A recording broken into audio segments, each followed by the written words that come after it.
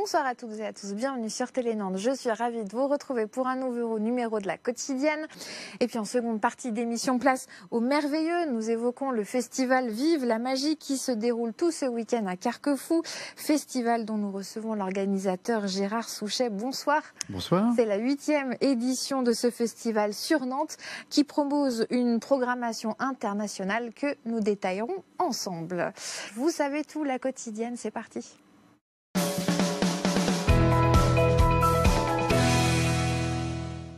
Et on vous emmène dans un univers onirique et magique. Demain, le théâtre La Fleurette de Carquefou accueille le festival Vive la Magie, et ce pour 3 représentations. Ce festival, c'est vous qui en êtes à l'origine, Gérard Souchet. Vous l'avez créé en 2008 avec une envie, sortir des clichés autour de la magie. Qu'est-ce qui vous ne plaisait? C'est quoi ces clichés pour vous? En fait, les clichés, si, il y a des choses intéressantes dans les clichés, mais c'est des choses qui restent, qui perdurent. Et en fait, on est en 2018, maintenant même 2019, tout augmente. Et l'idée, c'était de changer un petit peu de Garcia Mort et de Majax, montrer que la magie est un art contemporain. C'est un art qui est en perpétuel renouvellement, perpétuelle évolution.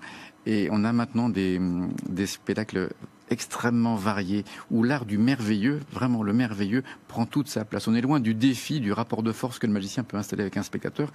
Au contraire, là, on accueille des magiciens qui emmènent les spectateurs pour leur montrer un autre univers, quelque chose de différent. Donc qu'est-ce qu'on ne verra pas demain, par exemple? Alors, qu'est-ce qu'on ne verra pas? On ne verra pas de baguettes magiques et de chapeaux de forme et de lapins et d'assistantes avec des paillettes partout.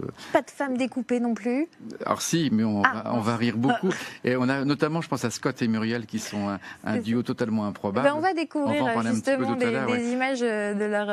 Voilà, eux amènent quelque chose, ils sont allés au bout du cliché, et du coup pour mieux en jouer et pour mieux en rire en fait, parce que c'est ça un petit peu l'idée du festival, c'est qu'on rit ensemble, on ne rit pas de quelqu'un, mais on rit ensemble. Ce qui change beaucoup de choses aussi dans la relation avec le spectateur. On va découvrir justement un petit extrait de leur numéro. I'm a man who must be free.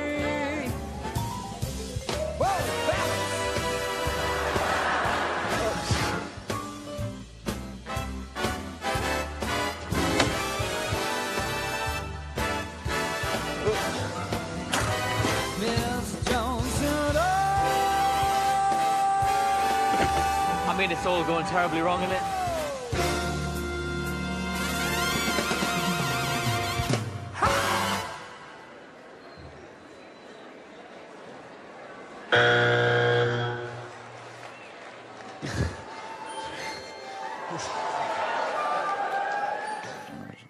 Bon, on n'a pas vu tout non plus. Il faut garder la surprise pour le spectacle. En fait, c'est un spectacle vivant qui se fait en direct. Et la vidéo, c'est formidable. La télévision, c'est très très bien. Mais c'est un vrai spectacle qui se voit en vrai avec des artistes qui parlent aux gens. On est loin de l'arrogance ou du mépris du spectateur. Au contraire, là, on joue avec. Ça change vraiment beaucoup de choses. Et ce qui est très intéressant, c'est que souvent, les adultes amènent des enfants en disant il y avait que moi qui pouvais les amener aujourd'hui. Et ils ressortent en disant en fait, je ne savais pas que c'était ça, la magie. Pour l'édition de Nantes, 6 numéros seront proposés. Ce sont des artistes internationaux. On vient de découvrir des Américains, Scott et Muriel. Quels sont les autres qui seront présents sur scène? On aura par exemple François Norma, qui est un comédien, un très grand magicien. On aura les Tutti Family qui viennent d'Espagne, sont des comédiens aussi.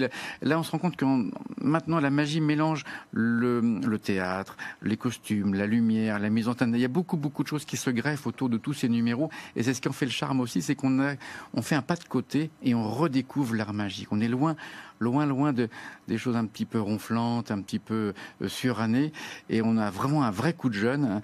Je pense à Jordan Gomez qui fait des choses extrêmement rythmées. Ça se passe. Il a 23 ans, donc il est plein d'énergie, et c'est vraiment un régal pour les yeux. Ces artistes, comment est-ce que vous les choisissez? Vous allez voir leur numéro, vous me disiez? Oui, avec mon épouse, on voyage beaucoup. Là, on était en Asie encore pendant l'été. Là, on va voir des numéros partout dans le monde pour les faire venir en France, car la plupart, 90% des artistes qui sont engagés au festival ne sont jamais venus en France. En fait, c'est une découverte, et c'est aussi en ça le travail du festival Vive la Magie, c'est de montrer la variété, la diversité de l'art magique en 2019. Vous le disiez, vous êtes allé faire des repérages en Asie.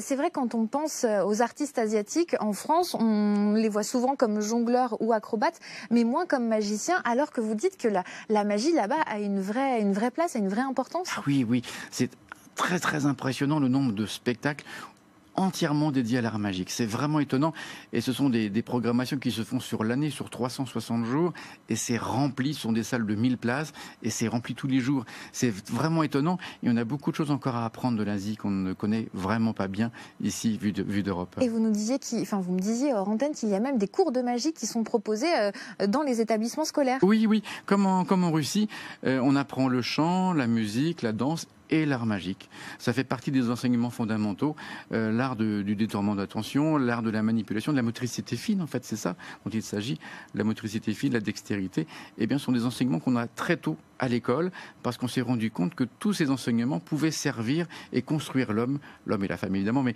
construire l'humain pour plus tard, pour sa vie d'adulte. Donc ces artistes seront à découvrir l'année prochaine dans votre...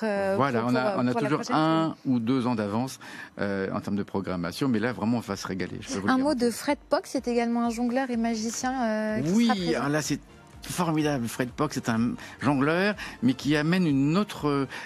On est loin de la performance, on préfère jongler, être étonné, bluffé, mais dans le sens où on prend plaisir à découvrir un nouvel univers. On est loin du jongleur qui cherche à vous bluffer uniquement par sa performance. On amène quelque chose d'autre, un univers, un propos et puis une joie aussi à partager. C'est la 8e édition, je l'ai dit, de ce festival à Nantes, mais vous êtes également présent dans d'autres villes avec à chaque fois un spectacle différent. C'est un sacré boulot pour vous. Oui, mais quand on aime, on ne compte pas. On a des conférences, des spectacles jeunes publics, des ateliers, des soirées close-up. Selon les villes, eh bien, on n'a pas le même programme. On a toujours des grands galas internationaux, ça c'est récurrent dans chaque ville, mais à chaque fois un programme différent. Et l'idée, c'est de montrer cette variété. C'est une démarche, un état d'esprit, on va dire. Et c'est pour ça qu'on le dit ouvertement, vive la magie. Vous êtes vous-même magicien, est-ce qu'on a la chance de vous voir sur scène? Ou vous êtes désormais en coulisses? Non, je suis plutôt en coulisses parce que ça demande beaucoup de temps, beaucoup d'énergie. Et puis Narcisse m'a un peu, comment on va dire, laissé de côté. Donc c'est pas mal aussi de mettre plutôt les autres dans la lumière. Moi, je préfère travailler derrière et puis montrer, faire partager cet amour que j'ai pour cet art du merveilleux.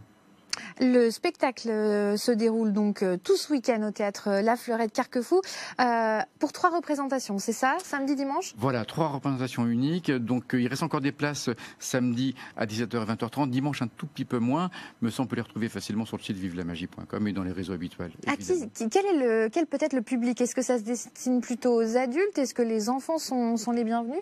Les enfants sont les bienvenus, évidemment, mais on a plusieurs niveaux de lecture dans tous ces numéros. C'est ce qui fait aussi la force de ces artistes, en fait. C'est qu'ils amènent quelque chose de différent. Je pense à Rémi Larousse, qui est un mentaliste, qui ne cherche pas à défier la raison, mais au contraire à poser des questions, à ouvrir le débat sur sa perception du réel. Ça, c'est vraiment intéressant. Donc les adultes prennent beaucoup de plaisir et il n'est pas rare que les adultes qui seraient venus une première année reviennent l'année suivante, mais sans les enfants, uniquement avec leurs amis pour apprendre, découvrir et puis prendre du plaisir tout simplement.